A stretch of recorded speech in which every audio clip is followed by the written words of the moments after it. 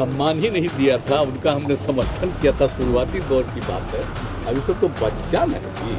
इसी बच्चे ने वो मॉडल तैयार कर कर आपको बिहार की तीसरे नंबर की पार्टी बना दी। आपको जब कोई जवाब सूझता नहीं है तो आप बोलते हैं कि भैया चिराग पासवान बच्चा है। ये तो दूसरा वहाँ जाके दिल्ली में लगती है। कल जिस तरीके से आपने मेरे पिता को लेकर, उनके व्यक्तिगत जीवन को लेकर आपने बयानबाजी की है, उनके संबंधनों को लेकर, उनके बारे में जिस तरीके से आपने शब्दों का इस्तेमाल किया, क्या बिहार की जनता माफ़ करेगी? भाई मैं तो उनका पुत्र हूँ, मैं उनका बेटा हूँ, मुझे यकीनन दुख होता है और मुझे बहुत दुख होता है, मुझे बहुत पीड़ा होती है। और आज खासतौर पर तब जब मेरे पिता जीवित नहीं हैं, वो अपनी बातों को रखने के लिए नहीं है। नमस्कार, मैं हूं देवांशु, आप देख रहे हैं रिच पर। हमारे साथ बात करने के चिराग पासवान है। सीएम नीतीश कुमार का बयान आता है, वो कहते हैं कि आप बच्चे हैं।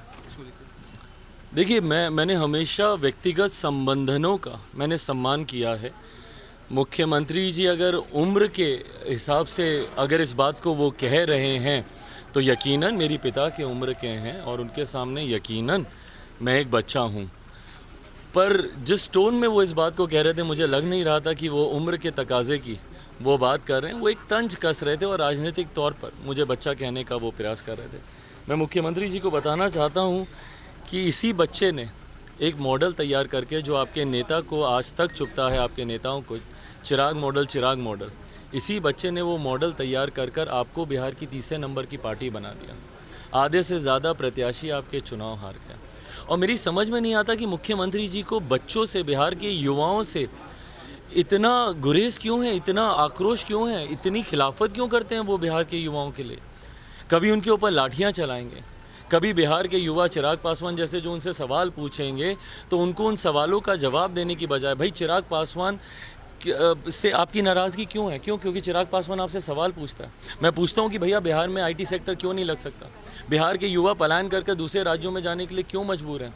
क्यों बिहार में इंडस्ट्रियलाइजेशन नहीं हो सकता? क्यों सिंगल विंडो क्लियरेंसेज आप नहीं देते? क्यों ईज़ ऑफ बिजनेस बिहार में नहीं दिया जा सकता? क्यों बिहार में बेटर एजुकेशन सिस्टम नहीं बन सकता?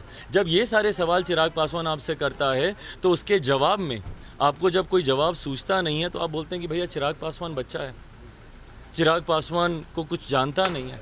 मुख्यमंत्री जी, चिराग पासवान भले बच्चा हो, पर आप भी तो याद रखिए, आपने भी तो अपनी शुरुआत एक बच्चे के तौर पर ही की थी राजनीति में। आप खुद इस बात को कहते, बुनाते गिनाते नहीं थकते हैं। खुद बार बार मुख्यमंत्री जी यही बोलते हैं ना कि छात्र आंदोलन से हम लोग निकले हैं, जेपी के वक्त छात्र आंदोलन। आप क्या, मेरे पिताजी भी उसी छात्र आंदोलन से निकले हैं। मेरे पिता ने भी जेपी के साथ वही संघर्ष करके और आज भी कितने ऐसे बच्चे हैं जो यूनिवर्सिटीज़ में पढ़ते हैं, कॉलेजेस में पढ़ते हैं और वो राजनीति में आना चाहते हैं। तो क्या वो गलत है क्या? बात ये नहीं है कि कौन छात्र है या कौन बच्चा है या कौन युवा है। इन युवाओं के सवालों का जवाब देने की ज़रूरत है मुख्यमंत्री जी। और जिस तरीके से आप अपनी भाषा का आप इस्तेमाल करते हैं, ईमानदारी से मुझे बताएं, क्या ये एक मुख्यमंत्री को शोभा देती है? आपके पिता जिस पद पर वो हैं, मेरे पिता को लेकर बिल्कुल, जिस तरीके की भाषा का उन्होंने इस्तेमाल किया।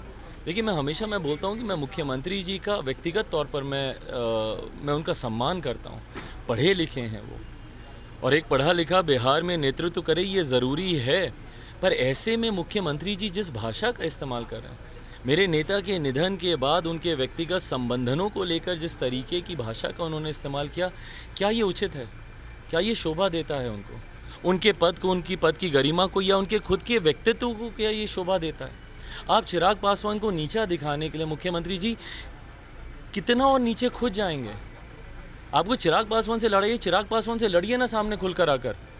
चिराग पासवान आपकी नीतियों पे सवाल उठाता है। चिराग पासवान बोलता है कि मेरा बिहार फर्स्ट, बिहारी फर्स्ट। बिहार में बेहतर शिक्षा की बात करता है, बेहतर रोजगार की बात करता है, बेहतर स्वास्थ्य सेवाओं की बात करता है, बिहार को नंबर 1 राज्य बनाने की बात करता है और कैसे बनेगा उसका रोड मैप देता है। आप इसके ऊपर कटाक्ष कीजिए ना, बोलिए कि भाई इसका विजन डॉक्यूमेंट गलत है। मैं आपकी नीति पे मैं सवाल उठाता हूँ। मैं नहीं मानता भैया कि बिहार में नली गली बनाने से बिहार में विकास होगा या नल जल पहुँचाने से बिहार में विकास होगा। ये बेसिक इंफ्रास्ट्रक्चरल डेवलपमेंट नीड्स हैं, ये तो वैसे भी होनी चाहिए। इसको सरकारी एजेंडा बनाने की ज़रूरत नहीं है। तो मैं तो आपकी नीतियों पे सवाल उठा रहा हूँ मुख्यमंत्री जी, आप मेरी नीतियों पे सवाल उठाइए। पर आप मेरे पिता के निधन के बाद इस तरीके से, मेरे पिता ने मुझे इतना धैर्य दिया है कि मैं उनकी तरह अमर्यादित शब्दों का इस्तेमाल नहीं करूँगा। पर आप याद कीजिए मुख्यमंत्री जी, जब आपने मेरे पिता का अपमान किया है, तब बिहार की जनता ने आपको जवाब देने का काम किया। 2020 के चुनाव में आपने मेरे पिता के बारे में हंस कर मजाक उड़ाया था पत्रकार कर्मियों के सामने। अच्छा, उनकी तबीयत खराब है, हमको तो मालूम ही नहीं।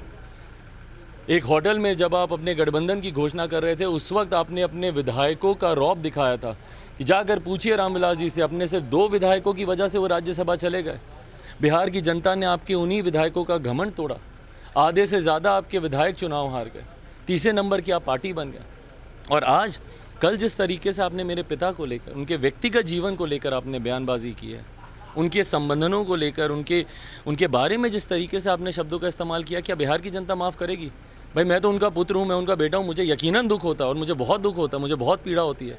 और आज खास तौर पर जब मेरे पिता जीवित नहीं हैं, वो अपनी बातों को रखने के लिए नहीं है, पर ये उन्होंने ही मुझे सिखाया है धैर्य, इसलिए मैं धैर्य रखूँगा। पर क्या बिहार की जनता, मेरे नेता के समर्थक, मेरे नेता के चाहने वाले, उन पर विश्वास रखने वाले, क्या वो धैर्य रखेंगे? गोपालगंज में रोड शो करेंगे चिराग पासवान। बहरहाल इस वीडियो को हम यहीं पर एंड कर रहे हैं।